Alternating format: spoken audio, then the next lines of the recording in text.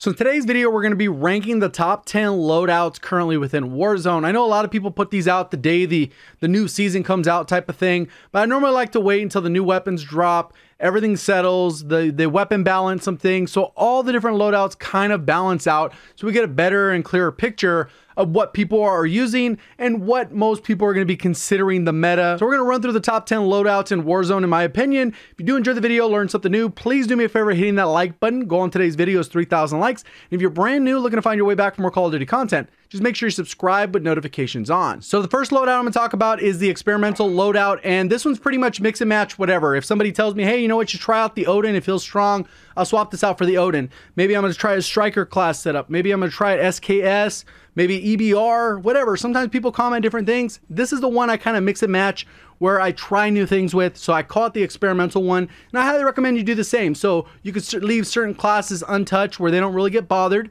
and then those are your main go-tos. And if you're trying something new, then you kind of put that one in a specific spot. So you're really only messing with that one class on a regular basis, so you don't mess up all your loadouts. But to each their own. Normally with this one, I will have a rifle SMG, rifle, sniper rifle, maybe an MP7 with a sniper rifle, but in general, I'm going to have overkill. And the EOD is my main perk. Some people run double time. Overall, those are the really only two you should use. Cold-blooded, if you still have that on any of your classes, just remove that. It's kind of a complete waste, especially after the nerf to the thermal scope. And then we have over here, we have overkill, which is going to be the main go-to that we're going to talk about. Ghost is the other one because that keeps you off the heartbeat sensors, and UAVs, which are very important in Warzone. And then we have hardline, which can actually be very useful if one person on your team runs it. If you're running a squad, give them the money, they buy everything for cheaper, and then when people push your team thinking it's only one guy by themselves, a lot of times you can catch them off guard if they're the only one. They think they're coming up on a solo and they got tons of ghost teammates. So there's a little bit of play there, especially if you're running in a decent team who knows what they're doing. Then for the third perk, typically going to run amp just for that weapon swap. It's a significant difference. Almost as like if you've gotten used to amped, there's almost no going back to any other perk. The only other one that kind of makes sense, maybe late game, is to run battle hardened because people will tend to run, throw stuns and stuff like that. So that's just the perk layout. Lethals, 9 times out of 10, it's going to be C4 unless you want to pick up a regular nade because you want to be able to throw it a little bit further or whatever. You can go that way, but most people are going to go with the C4. And the heartbeat sensor is pretty much in all of my base overkill class setups because that's what the loadout I get in the beginning. And then when I swap it to Ghost, normally I'm going to go ahead and make sure I get a stun grenade or something like that because most people now have Ghost. So, heartbeat sensor, they're not going to pop up on it. So that's kind of how I build that experimental class. So I kind of mess with it. And it kind of sets you up for the rest of the classes going forward. Number 9th on the list is going to be Ghost fully loaded. And what I have right here too is I have an M4. It doesn't matter. You can put whatever rifle here. Just make sure it has fully loaded. And then for the second class, make sure you have a pistol with fully loaded as well. So that what happens is when you get Ghost, you're already running a rifle and an SMG. If you were low on ammo on either, you get fully loaded on both. You're good to go, so you don't really have to worry about ammo. This one's pretty straightforward. You run Ghost, and the goal of this one isn't to even use either of these weapons. It's pretty much just to get the perk Ghost. So that's how valuable it is. And then I end up switching out my heartbeat sensor for a stun, so I can pick those up. Some people will also run restock, but that's more of a specialized skill set. You really got to know exactly what you're doing when you do that. But generally, overall, most people are going to go with Ghost. So when you grab this particular loadout, you're basically going to drop these two weapons and pick up your two original weapons you got in your overkill class setup, which we're going to talk about as we get higher up this list. Next up is going to be an M4A1 Kilo endgame. And this one is specific to when you're coming back from the gulag. It's the zone 5, the free loadout dropped, and you got to land and get a gun. Some people are of the mindset, hey, you know what? I'm going to get one gun, and then I'm going to get my pistol, and then I'm going to get overkill. But generally during that phase of the game, most people don't have UAV, so Ghost isn't all that valuable. So personally, I would still go with overkill.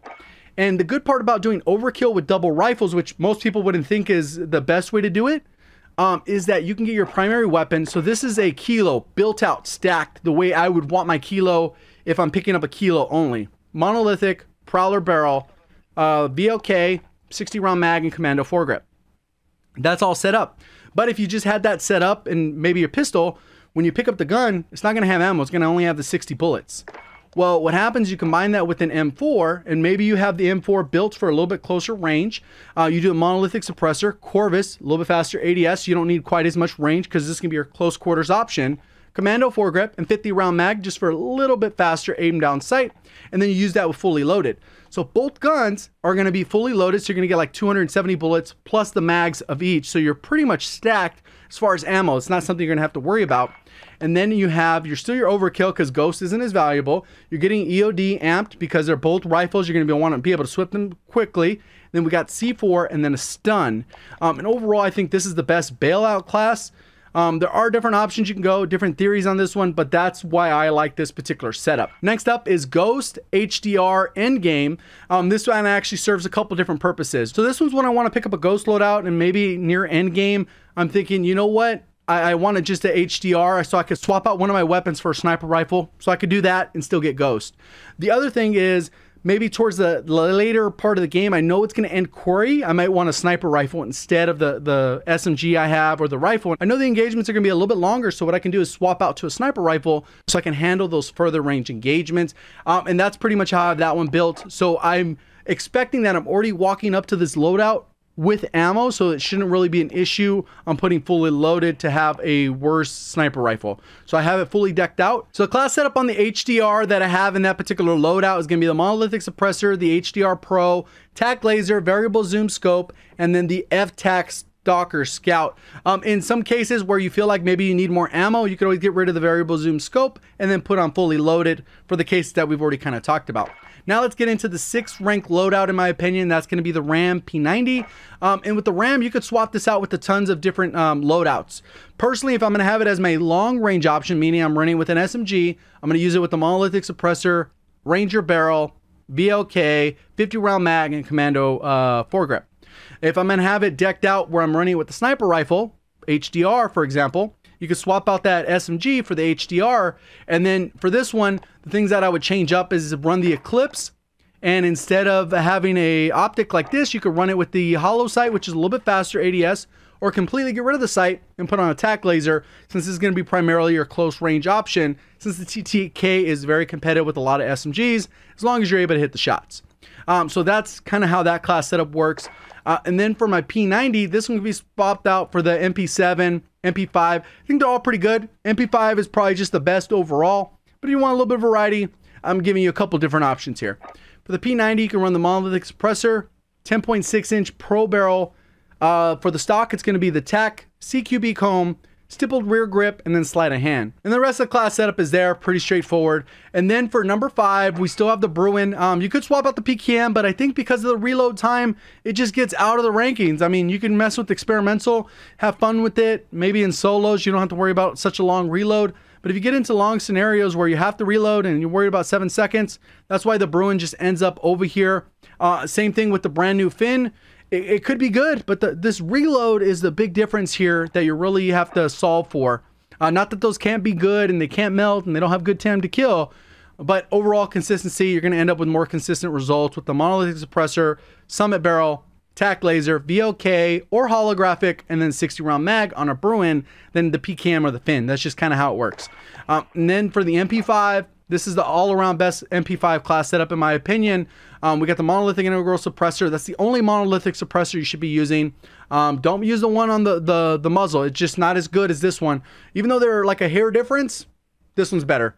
Merc foregrip, even after the change that they made, the stealth nerf to refix the movement speed, Merc is still the way to go because of hip fire on SMGs. Then we have 45 round mag. Stipple grip could be swapped out for tac laser or 5 milliwatt if you understand how those work. And then we have collapsible stock as an option, but I end up going with sleight of hand so I could just reload a little bit faster, since the mobility on SMGs is so much better than rifles and LMGs that you don't really need to spec so much towards ADS speed. And that's that loadout. Let's go ahead and go to this one, which is kind of moved up in the ranking. Even though it was good when it first came out, I was like, yeah, this thing melts. TTK is faster than everything. People were like, it was too much recoil. I think if you're skilled enough, this weapon could be your go-to. This one's built more for the close range, like we were talking about with the RAM earlier.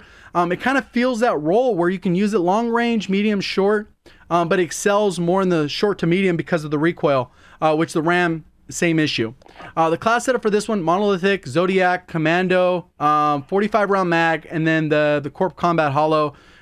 Or you could just use iron sights and maybe put on attack laser if you're comfortable with that, because that'll help the ADS speed since this is your close range option. HDR, pretty much the same thing we already talked about.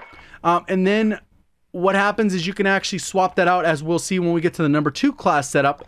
But overall, let's go ahead and talk about number 3, which is the M4A1 class setup. And this one's all around what I would use for that short to medium, monolithic, M16 stock. You could do Corvus, like I said. It's really a matter of trade-off. I feel like I get a little more consistency out of the M16, but again, preference, tac laser, commando, and then 60 round mag. And then that's pretty much that class setup. And then this one's going to change a little bit when we get to the number 2 class setup for the monolithic. Still Zodiac, but we switch to the Ranger because we're going to sacrifice a little bit of ADS speed for a little bit more recoil control, since our engagements are going to be just a little bit further. And then we put on the VLK instead of the hollow and instead of iron sights, because we want to make sure we're getting a little bit more optical zoom so we can see our target a little bit further, since this is going to be more of our medium to long range option. And you're not really going to use it when you're clearing corners coming into a room. You're going to use your SMG for that type of style of combat. And again, you could swap out whatever SMG you want in this case out of the 3 that I mentioned. MP7, MP5, best all around. And then you have the P90 as well, which is a close contender for second place in my opinion. Monolithic, recon barrel, Merc foregrip, same reasons I talked about. 60 round mag, and then sleight of hand, which you could always get rid of that for no stock, tac laser, 5 milliwatt. You got a little bit of variety there, but generally this is what I will run with this class setup. And the thing I like with this is there's only a 45 round mag on the AMAX, which does a lot of damage if you hit your shots.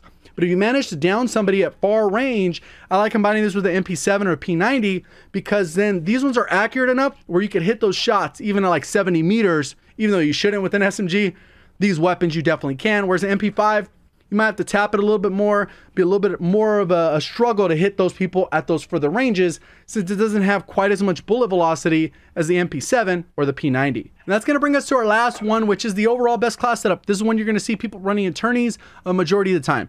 Not that this cannot be outgunned by the AMAX in certain situations, not that this can't be outgunned by the BRUEN in certain situations, or the M13 or whatever, but all around, this is the best combination of weapons that you can use in Warzone currently, and this is the best meta combination for the majority. Obviously, there's certain niche situations, and we still end up with the Kilo, Mono, 19-inch barrel, VOK, Commando, 60 round mag, with the MP5 that I've already talked about, monolithic integral, Merc, 45 round, stippled, and then sleight of hand.